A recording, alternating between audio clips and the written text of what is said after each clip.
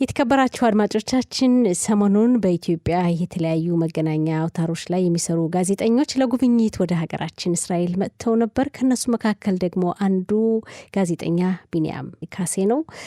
ቢንያም ካሴ ምናልባት እንግዲህ ብዙዎቻችሁ ታውቁት ይሆናል። በኤንቢሲ ኢትዮጵያ ቴሌቪዥን ጣቢያ ላይ የውጭ ቋንቋዎች ክፍል ኃላፊ ነው። አጠቃላይ ደግሞ የዓለም አቀፍ ጉዳዮች በተለይ ደግሞ የመካከለኛው ምስራቅ ጉዳይም ተንታኝ ነው። እሱ ነበር እንግዲህ ወደ እስራኤል ለጉብኝት ከመጡት መካከል አንዱ። አሁን ከቢንያም ጋር እንግዲህ በእስራኤል ስለነበራቸው ቆይታ እንወያያለን። እዚህ በነበሩበት ጊዜው አጭር ስለነበር ብዙም አልተወያየንም። እንዴት እንደነበር ጉብኝታቸው ቢንያም ይነግረናል። ቢንያም ስልክ መስመራችን ላይ ነው። ቢንያም ጤና ይስጥልን፣ እንደምን አለ? እንዴት አላችሁ? ከኢየሩሳሌም ሆናችሁ እንዴት አላችሁ? ሁሉ ሰላም? ሰላም ነን። እንግዲህ ኢየሩሳሌምን ለአጭር ጊዜ ይሆናል እንጂ ጎብኝታችኋት ተመለሳችሁ። ያው ብዙ ጊዜ ያልነበረንም ለመወያየት በመምጣታችሁ ግን በጣም ደስ ብሎናል። እንዴት ነበር? በሰላም ተመለሳችሁ? በሰላም ተመልሰናል። በጣም ጥሩ ነበረ። ያው ከቅድስቷ ምድር ወደ ሁለተኛዋ ደግሞ ወደዚህ ወደ ሀገራችን ተመልሰናልና በጣም ጥሩ ቆይታ ነበረን። ቢንያም ለመጀመሪያ ጊዜ ነው አንተ ወደ እስራኤል ሀገር ስትመጣ? በአካል ያው በመንፈስ አውቃለሁ እንደምትዳስሳት። አዎ ያው ስሜስ ቢንያም አይደለ? ላይክ ቤንጃሚን የመጀመሪያ ጉዞዬ ነው እና በጣም የመጀመሪያ ጉዞዬ ለዛውም እስራኤል ላይ እንደምታውቂው መሆኑ በጣም ትልቅ ትርጉም አለው። ከምሰራቸው ስራዎች ባሻገር ካለው ታሪካዊ ትስስር እንደዚህም ደግሞ ቤተሰቦቻችን ፐርሰናሊ ከአንዳንድ ጉዳዮች አንጻር ስትመለከቱ በጣም ትርጉሙ ከፍ ያለ ነው እና እንደዚህ ታውቂያለሽ መቼስ ኢትዮጵያ ውስጥ እናቶቻችን ሲምሉ የእስራኤል አምላክ ይላሉ። ስማችን ሲወጣ ከእስራኤል አንጻር ስም ይወጣል። ብዙ ነገሮች የተሳሰርና ነንና ትራዲሽናሊም ፖለቲካሊም አሁን ባለውም ላለፉት ዘመናት 2000-3000 ዓመት ከዛም ላይ ግንኙነታችን የምታውቅ ነውና በጣም ትልቅ ትርጉም የሰጠኝ ጉዞ ነው። በዛ ላይ ለመጀመሪያ ጊዜ ወደ ውጭም ስወጣ ነው። በዛ ላይ ደግሞ እስራኤል ላይ መሆኑ ትልቅ ትርጉም ይሰጠኛል። በጣም ደስተኛ ነኝ። እዛ የነበረው ሰውም ኢቨን ያው ኢትዮ ጀውሾች እንዳሉ ሆኖ ሌሎች ቋንቋዎችን የማይችሉ ሰላም ነህ ማለትን እንኳን አትሊስት ይችላሉና ያለውን ትስስር የሚያሳይ በመሆኑ ትልቅ ትርጉም ሰጥቶኛል ለኔ። ያው ነጮችም አማርኛ የሚናገሩ አሉ በደንብ አልፎ አልፎ ነው እንጂ እንዳልከው አንዳንዶቹ ደግሞ ቀላል ነገሮችን መግባቢያ ነገሮችን ይናገራሉ። እንግዲህ አንተ በአካል ስትመጣ ለመጀመሪያ ጊዜ ነው ቢንያም እንደነገርከኝ። እንደው እስራኤልን ስታነብ ከምታውቃት መጽሐፍ ላይ ስራህም ላይ ስለ እስራኤል እንግዲህ ሰፊ ትንተና ስትሰጥ እናያለን። ከዛ በተለየ ሁኔታ ምን አዲስ ነገር አየህ? እርግጥ ነው ብዙዎቻችን ብዙ ኢትዮጵያውያን ከመካከለኛው ምስራቅ አንጻር የእስራኤልን ጉዳይ በደንብ በጥልቀት ብዙ ሰዎች ያነባሉ። እኔም ደግሞ እስራኤል ሆኖ ከተለያዩ ከመጽሐፍ ቅዱስ አንጻርም ከታሪክ አንጻርም ከአሁኗ የፖለቲካ አንጻርም ብዙ ጉዳዮችን እናነባለን። ከ1948 ላይ ካለው ታሪክ በኋላ ያለውን እንኳን ስንመለከት ብዙ ጉዳዮች ናቸው የሚነሱት አይደለ? የ19 እዛው በማግስቱ እስራኤል ድጋሚ ከተመሰረተች በኋላ የነበረውን ጦርነት የ1967ቱን የዮም ኪፑር 1973 ኦስሎዎቹን እንደዚህ እያልን የአሁኑን ጦርነት ድረስ ባለው ጉዳይ ኢትዮጵያውያን ትስስር አላቸው። ጉዳዩ ላይ እውቀቱ አላቸው፣ ይረዱታል። ግን አብዛኛው በንባብ በመሆኑ ይሄኛው ጉዞ በጣም የተለየ የሚያደርገው ስፔሻሊ ለእኔ ያልነው ነገር ምንድን ነው? በጣም በሚገርም ሁኔታ ወርቅነሽ ጦርነት አለ እንደሚባለው አልጀዚራ እንደሚያስነብበው ነው ወይ ነው ያልኩት። በስህተት አንድም አይነት ድምፅ አልሰማውም። ኦፍኮርስ የሄድንባቸው ቦታዎች ዋርዞን ላይ ሆኑ ይችላሉ። ወደ ጋዛም 5-6 ኪሎ ሜትር ተጠግተን ነበረ። በእርግጥ ያለው ሰላማዊ ሁኔታ ሰው የቀን ተቀን ህይወቱን ነው የሚመራው። ምንም አንዳች ነገር ኮሽታ አናይም እና በጣም የገረመኝ የኦልድ ሲቲ እና አዳዲሶቹን የምታስተሳስሩበት መንገድ የምገነቡበት መንገድ ከዚህ ከግብርና አንጻር የሚሰራው ስራ ኢትዮጵያ ብዙ ነገሮች እንደምትወስድ አውቃለሁ እና ይሄኛው በጣም የተለየ ሆኖብኛል። ስመጣ ብዙ ጊዜ አብዛኛው ሰው የሚያውቀው እስራኤል ውስጥ ያለው ፋይተር ጀቶች የሚመላለሱበት የሚተረማመሱበት አካባቢ ነበረ የሚመስለኝና ስቴጅ ግን እኔ በነጌቭ በረሃ አካባቢ ነበርን፣ በኪቡትስ አካባቢ ነበርን፣ ወደ ጋዛም ተጠግተን ነበረ። ድሩዝ ኮሚኒቲዎች አካባቢ ሄደናል። ኢየሩሳሌም 3 ቀን አድረናል። ተላቪቭ 2 ቀን ቆይተናል። ጃፋዎቹን ጎብኝተናል። እነዚህ ስትመለከት ሰው የቀን ተቀን ህይወቱን ነው የሚመራው። እንደውም አንዳንዴ እስራኤላውያን እንደዚህ ሳያስቡ ሌላው ዓለም ጦርነት አለ ብሎ እንዴት ያስባል እስከ ማለት ደርሻለሁና ብዙ ጊዜ እንደና አልጀዚራ ያሉት እንደነ አረቢያ ኒውስ የመሳሰሉት የሚሰጧቸውን ይሄን ያህል ሰው ህይወቱ አለፈ፣ ይሄን ያህል ችግር ተፈጠረ ከሚለው ባሻገር እዛ መሬት ላይ ያለውን ሀቅ ስንመለከት ኢዝራኤል ኢዝ ወርኪንግ የቤት ስራዋን ከልማት አንጻር ዜጎቿ ዌልፌራቸው ተጠብቆ እንዴት ነው ሊቀጥል የሚችለው ከሚለው አንጻር ስራ ላይ እንደሆነች ነው ኦብዘርቭ ያደረኩት እና አንዳንዴ ንባብና ወይም ደግሞ በተለያዩ መገናኛ ብዙሃን የምንሰማቸው ነገሮች ስንሄድ የተለየ አውድ ይኖራቸዋል እና ይሄኛው ጉብኝት በተለይ በጣም በቅርበት ጉዳዩን እንደሚከታተል ሰው ያለውን እውነታ በዚህ ልክ መመልከቱ ለእኔ በጣም ትልቅ እንትን ያለው ነው። ኦፍኮርስ ስጋት የለም ማለት ባይሆንም ግን ደግሞ ልክ ውጭ ላይ ሆነን የምናያቸው በጣም ስጋቱ ይሄ ነው ተብሎ ተጋኖ የሚቀመጠውን እንዳልሆነ ፊል አድርገዋለሁ እና ሞር ኢንዱስትሪስ የሆነ ሶሳይቲ ነው የተመለከትኩት።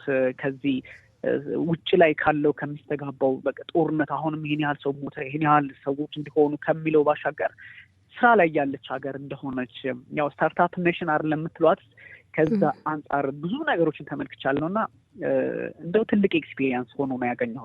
ቢኒያም እንግዲህ ያው ስንት ቀን ቆያችሁ እስራኤል ሀገር? የተለያዩ ቦታዎችን ጎብኝታችኋል አጭር ጊዜም ቢሆን? አዎ ከእሑድ እስከ አርብ ያው 5-6 ቀን ቆይተናል። አዎ እንግዲህ እንዳልከው የተለያዩ የግብርና ስራዎችንም እስራኤል እንግዲህ ሲባል ደግሞ ዘመናዊ ቴክኖሎጂዎችንም የተለያዩ ተቋማትንም ጎብኝታችኋልና ሙዚየም እንደዚሁ እንደጎበኛችሁም መረጃው አለኝ። እንዳው እስኪ ምን ቦታ የሚያስገርም የምትለው ቦታ ምን ቦታ አየህ በአንተ እይታ? እኔ በጣም ከደነቁኝ እና ካየኋቸው ቴክኖሎጂ ውጤቶችም ከታሪክም አንጻር እንደዚህ ከኮሚኒቲ ልጀምር ብል የድሩዝ ኮሚኒቲ በጣም ባናኖራቸው በባህላቸው በሚከተሉት እምነት እና በአንዳንድ እንደው ትራዲሽናል በሆኑ ጉዳዮችን ስንመለከታቸው ፈጽሞ ለየት ያለ ነገር ነው ያላቸው ከዚህ ከምናስባት እስራኤል ወይም ደግሞ ከዚህ ከአይሁዱ ግንዛቤ አንጻር ለየት ያለ ነገር ነው ያየውባቸውና ይሄን በጣም ለየት ያለ ባህሪ የምታስተናግድ ሀገር ሆና ነው የተመለከትኳት። እስራኤል ብዙ ልዩነቶችን የመያዝ የምችል ሀገር እንደሆነች ነው የጠቆመኝ እና ምክንያቱም ለየት ያለ ነገር ነው ያላቸው። ኦፍኮርስ በእስራኤላዊነታቸው በእስራኤል ጉዳይ ላይ የሚደራደሩም አይደለም። ፐርሰናል ያናገርኳቸው ሰዎችም አሉ የኮሚኒቲ መሪዎችን ጭምር የሚደራደሩ አይደለም። ግን ዳይቨርሲቲውን ነው የሚያሳይሽ እና ይሄ አብሮ የመኖር አብሮ ሰዎች ውጭ ላይ ሆነው ከሚያስቡት ባሻገር እንደው ይሄ የሆነ ሶሳይቲ ተገፍቶ የሚኖርባት ሀገር ተደርጎ የሚወሰደው ብዙ ጊዜ ውጭ ላይ ያው ሄዶ ያለ መረዳት ነገሮች ስለሚኖሩና ብዙዎችን ስትመለከች እሱን ነው ያሳየኝ። ከዛም ደግሞ ኦልድ ጃፋ ላይ ሄደን ነበረ። ሞር የአረብ ኮሚኒቲ ወይም ደግሞ አረብ እስራኤሊ የሆኑ ሰዎች ናቸው፣ በአብዛኛው ሙስሊሞች ናቸው የሚኖሩበት። እዛም ላይ ደግሞ ሰዎች ውጭ ሆነው እንደሚያስቡት እንዲህ አይነት ዳይቨርሲቲ አለ እንደዛ አካባቢ እስከ ማለት ያደረሰ ነው እና ከኮሚኒቲዎቹ ከእነዚህ ሁለቱ በጣም በተለየ መንገድ አይቼዋለሁ። እዚህ ደግሞ የኢትዮጵያ ኦርቶዶክስ ቤተክርስቲያን ያለበት አካባቢ ላይ በዚህ ወደ ኦልድ ሲቲ ጀሩሳሌም ላይ ያለው ላይ ደግሞ እንደዚሁ የተለያየ እምነት ያላቸው ካቶሊኩም፣ ኦርቶዶክሱም፣ ሌሎች ክርስቲያንም፣ አይሁዱም፣ ሙስሊሙም አብሮ የሚሰራበት አብሮ የተለያዩ ጉዳዮችን በየቀኑ የሚፈጽምበት ሆኖ ነው የተመለከትኩትና እንደዚህ ከኮሚኒቲ ዳይቨርሲቲ አንጻር የተለየ አረዳድ ነበረኝ ከዚህ በፊት እና እሱ ስመጣ ግን ይህም አለ እንደ የሚል በጣም አስደንጋጭ ሁኔታዎችን የፈጠረብኝ እና ይሄ አንደኛው በጣም አሜዝ ካረገኝ ጉዳይ ውስጥ ይገኛል። የግብርናው ቴክኖሎጂ ምናምን ደግሞ ስትመለከት እሱ የሚነገርም አይደለም። ኢትስ ሞር ሳይንቲፊክ በጣም ውስብስብ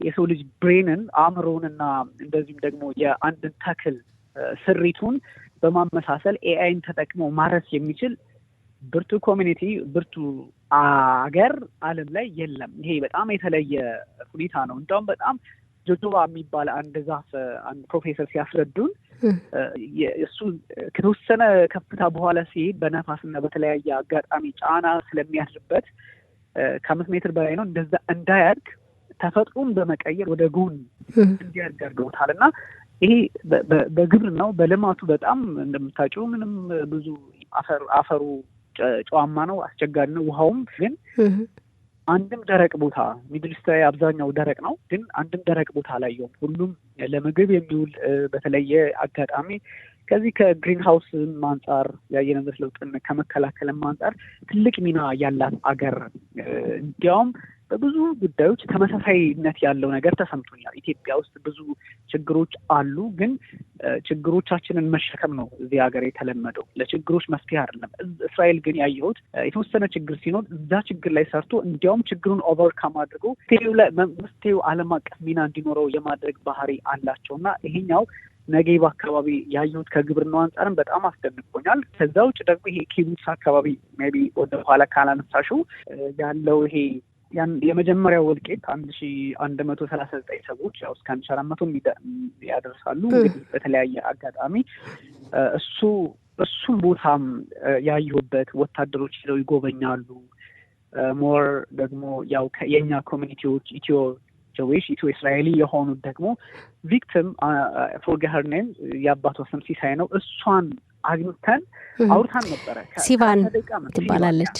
አዎ። እና የሚሰማሽ ነገር አለ እንዴት በሰዓቱ ላይ ችግር ውስጥ እንደነበሩ፣ እንዴት በጭካኔ ሐማሶች ገብተው ያን አስፈሪ ጥቃት እንደፈጸሙ ስትናገር ነበርና ይሄ ትንሽ ካለው ቅድም እንዳልኩት ዓለም አቀፍ መገናኛ ብዙኃን ከሚሰጠው ናሬሽን ውጪ በዚህ ልክ ፍሬም የሆነ ኮንሰፕት ለመፍጠር ግንዛቤ ለመፍጠር እንደዚህ ትንሽ ከንባብ ያልተሻገረ እውቀትን ለሚከተሉ ሰዎች ሄዶ መጎብኘት ትልቅ ትርጉም ያለውና የኪቡቱ ኒር ኦዝ አይደለም የሚባለው እዛ አካባቢ ያለውን ሁኔታ በስጋት ኒር ኦዝ የተለያዩ ኪቡጽ ማለት እንግዲህ በሂብሩ ቋንቋ የህብረት ስራ ማህበር ማለት ነው። የጋራ የሚኖሩባቸው ሰፈሮች አካባቢ ነው።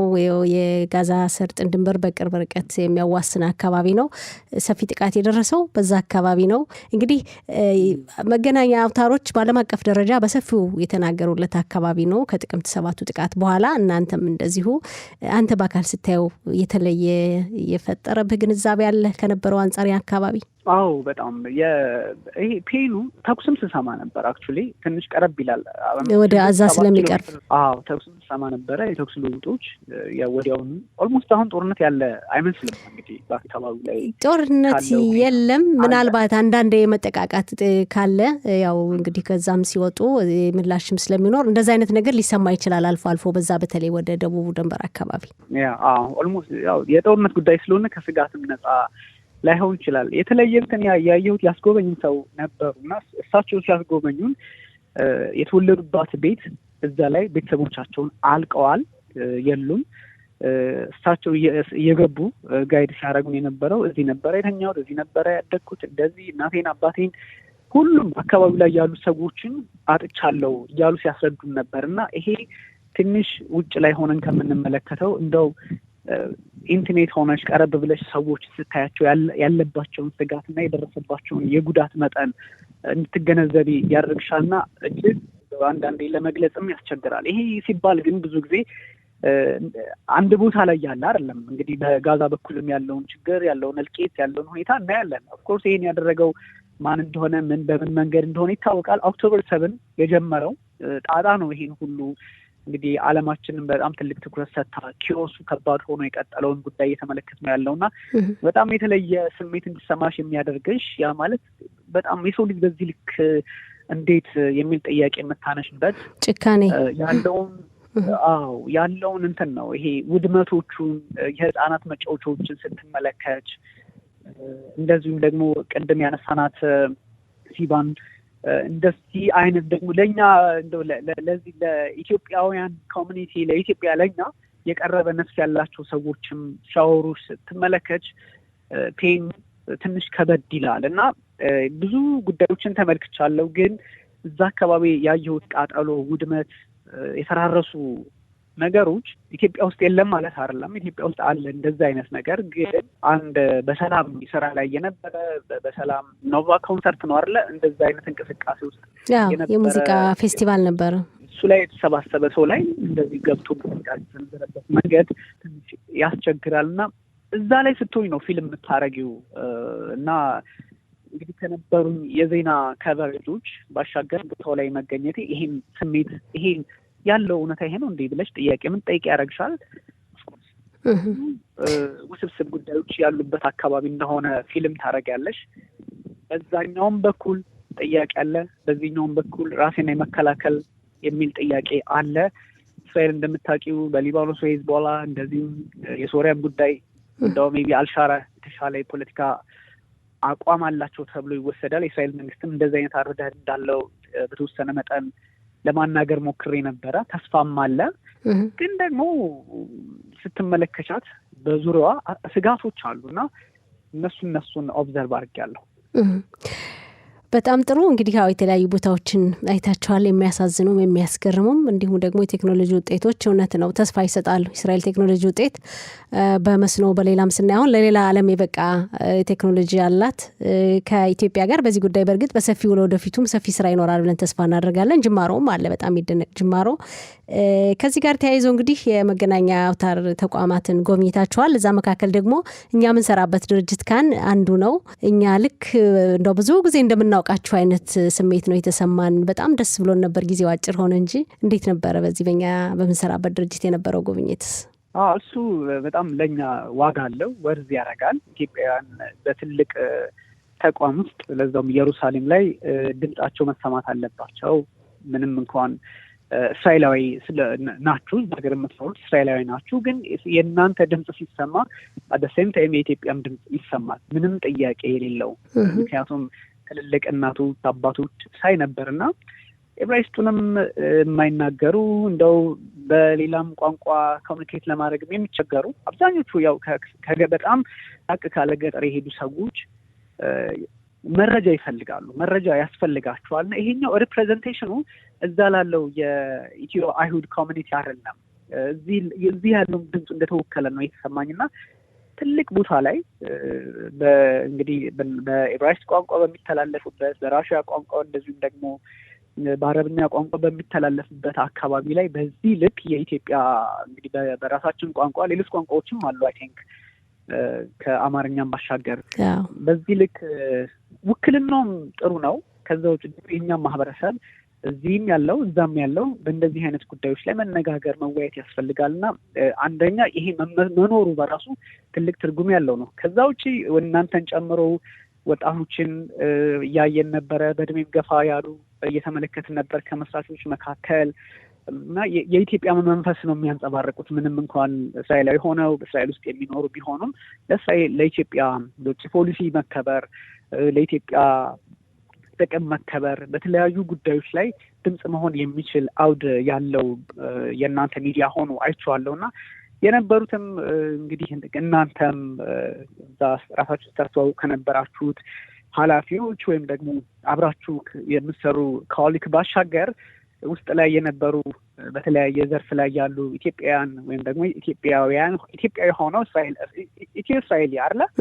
ኢትዮ እስራኤሊ እንግዲህ ያው ቤተ እስራኤል ቤተ እስራኤል የምንለው ያ ሌሎችንም ስንመለከት ነበርና እሱ የተለየ ነው። ታች እንደውም ኤቲንግ ሩም ይመስለኛል የሆነች ልጅ መታ ተከትለ ቪዲዮ ስትቀርጽ ስንወጣ እስከ መጨረሻው አስፓልቱን እስክንሻገር ቀርጻ እንደዚህ ይህን ያህል ሰው ናፍቋት ምናምን እስከ ማለትም ደርሼ ነበርና ጥሩ ዌልካሚንግ አላችሁ። የምታስተላልፉት ነገር ናት ኦንሊ ቤተ እስራኤላውያን ብቻ አይደለም፣ የኢትዮጵያንም ኬዝ ጉዳይ የምታንጸባረቁበት እኔ ብዙ ነገር አይቻለሁ ከዚህ ከቀይ ባህር አንጻር እንደዚሁም ደግሞ ከግብጽና ኢትዮጵያ ካላቸው የህዳሴ ግድብ አለመግባባት አንጻር ያላችሁን ግንዛቤ ስመለከት ለኢትዮጵያ በሴም ታይም በእስራኤል ውስጥ ያለ ለኢትዮጵያ ጥቅም የሚሰራ ሚዲያ አድርጌ ወስጄዋለሁ እና በጣም ኢንትረስቲንግ ፓርቱ ይሄ ነው። ውክልናም አለው፣ በዛ ላይ ድምጽ ያሰማል፣ ያስተጋባል። እዛ ላለው ኮሚኒቲ ብቻ ሳይሆን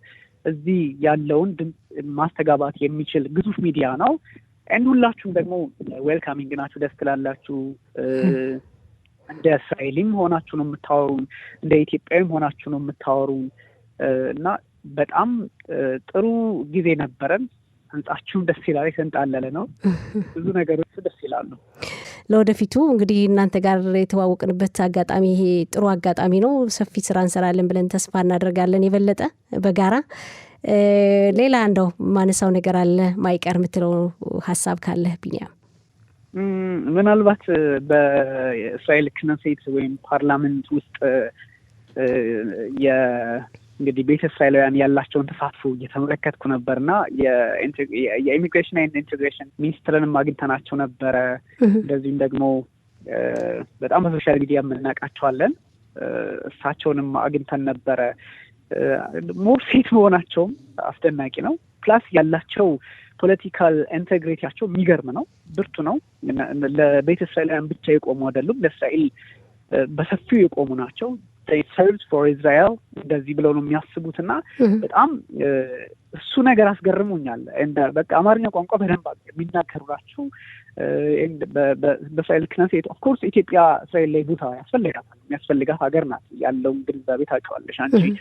ኢትዮጵያ ለእስራኤል ያላቸው አመለካከት ከዛ አንጻርም እንደዚህ መሆኑ በተለየ መንገድ አየሁትና በተለይ ቤተ እስራኤላውያን ትልቅ የፖለቲካ አቋም ይዘው ትልቅ የእስራኤልን ጥቅም ማስከበር የሚችል የፖለቲካ አቅም ይዘው ክነሴት ውስጥ መገኘታቸው፣ ሪፕሬዘንታቲቭ መሆናቸው፣ በሚኒስትር ደረጃ መገኘታቸው፣ ለዛውም ሴት ሆነው እሱን በጣም አፕሪሺየት አደርጋለሁና ብዙ በተለያየ የሶሻል ሰርቪስ ውስጥ አልፈው እዚህ ላይ እየደረሱ ናቸውና በአቅማቸው የመጡ ሰዎችን ስመለከት ነበርና እሱን በጣም አፕሪሺየት የሚደረግ ነገር ነው። የሚተላለፈው መልእክት የእስራኤልን ጥቅም ብቻ ሳይሆን የኢትዮጵያንም ጥቅም ደስ ልክ የእናንተ ሚዲያ እንደሚያደርገው ማስከበር የሚችሉ ሰዎች ሆነው ስላገኟቸው ጥሩ እንትንም አላቸው። ይሄ የፖለቲካል ግንዛቤያቸውም ልክ ሚድል ኢስት የሚኖሩ ሰው አይነት ነው እና እሱ ነገር ትንሽ ያስደንቁኛል። ክነሴት አባል ወይም የፓርላማ አባል ዶክተር ጸጋ ፈንታሁንን ይመስለኛል አግኝታችሁ ያነጋገራችሁ። 3 ተወካዮች ነው ያሉን። እናንተ ከዶክተር ጸጋ ጋር መሰለኝ የተገናኛችሁ? ከኢንቴግሬሽን እና ከኢሚግሬሽን ሚኒስትሯም ጋር ተገናኝተናል። ሁለት ሰዎች አናግረውናል። አዎ እንግዲህ በአጠቃላይ የፓርላማ አባላቱ ስለ ኢትዮጵያ ያላቸውን አመለካከት እንደው ከሞላ ጎደል አጠር አድርገህ እንዴት አየው? አዎ ስለ ቀይ ባህር ጉዳይ ማንስተንላቸው ነበረ። ያው የኢትዮጵያ መንግስት ፍላጎትና ጥያቄ ሆኖ ከመጣ እኛ በዚህ ጉዳይ ላይ እንሰራለን። የእስራኤል መንግስትም የኢትዮጵያ ጋር ያለው ግንኙነት አጠናክሮ መቀጠል ስለሚፈልግ ታሪካዊ ነው አሁናዊ ፖለቲካም አስገዳጅ የሆነበት እድል ስለተፈጠረ አብሮ የመስራት ኃላፊነቱ አለን። በጣም ጥሩ ቢኒያም፣ እንግዲህ ውይይታችን እያጠቃለልን ነው። በጣም ደስ ብሎናል ስላገኘናችሁ ስለመጣችሁ። እንዳልነው ለወደፊቱ እንግዲህ በተለያዩ ጉዳዮች በጋራ እንሰራለን ብለን ነው ምናምነው። ማጠቃለያ በመጨረሻ የምትለው ነገር ካለ ቢኒያም? በጣም እናመሰግናለን። እናንተም ጥሩ ክሉ ነው የሰጣችሁን እስራኤል ውስጥ ስላለው የፖለቲካ ሁኔታ እንግዲህ ኢትዮጵያንም በተመለከተ የሰጣችሁን ሀሳብ፣ እንደዚሁ ደግሞ ሁሉም ነገር በጣም ኢንተግሬትድ ሆኖ መቀጠል እንዳለበት ግንዛቤ ውስጥ ያስገባ ነው። አንዳንዴ ውጭ ላይ ያለው ሚዲያ የሚያራግበውና መሬት ላይ ያለው ሀቅ የተለያየ መሆኑን ጽኖት መስጠት ፈልጋለሁ። አመሰግናለሁ። እሺ፣ ጋዜጠኛ ቢኒያም ካሴ በጣም እናመሰግናለን። አሜን። ታንኪዩ። ደህና ዋል። ሰላም ዋል።